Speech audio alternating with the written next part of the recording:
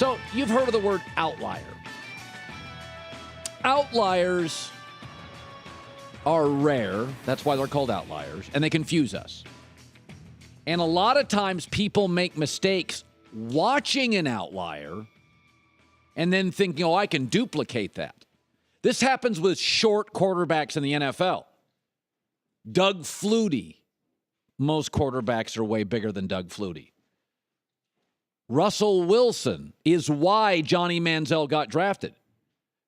We've only had like 4 small quarterbacks in the history of the NFL that have worked. Fran Tarkington, Doug Flutie, Russell Wilson, Michael Vick for a short while.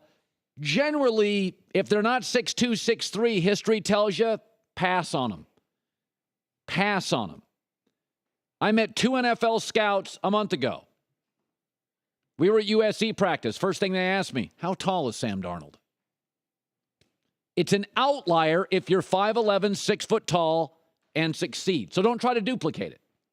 Outliers confuse us. In Hollywood, there's the Kardashians. How are they Hollywood royalty? They don't sing, they don't dance, they don't direct, they don't produce. They're not overly talented.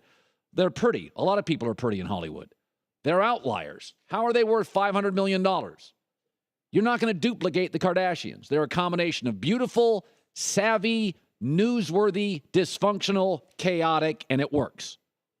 Don't look at an outlier and say, oh, I'm going to duplicate that.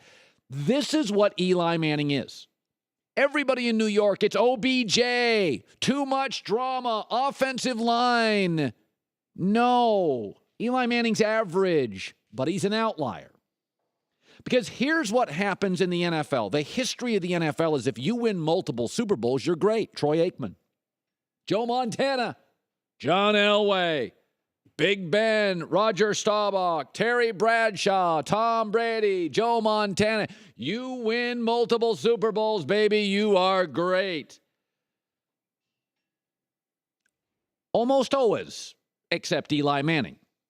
Remember, we have a precedent in the NFL history where you can be below average and make a Super Bowl. Stan Humphries, Colin Kaepernick, Rex Grossman.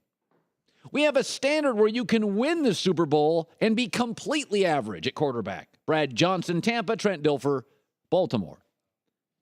Average can win a Super Bowl. Below average can make it. But in the history of the NFL, the great ones can win multiple. And that's what fools people on Eli Manning. It's not just the offensive line. Russell Wilson's is awful. They still win a bunch of games. Aaron Rodgers has rarely had a great offensive line. Tony Romo's was abysmal. He has the highest fourth quarter quarterback rating of all time. Tony Romo didn't get this Cowboy offensive line. Offensive lines around the league, arguably the worst they've ever been. It's just that Eli is laughably immobile. Here's some numbers about Eli Manning that you can't define any other way than average. His career completion percentage is 59%. That's awful. He's led the NFL in interceptions 3 times. Not great. He's missed the playoffs more than he's made them. I'm going to name a handful of quarterbacks. All of them have higher passer ratings than Eli Manning.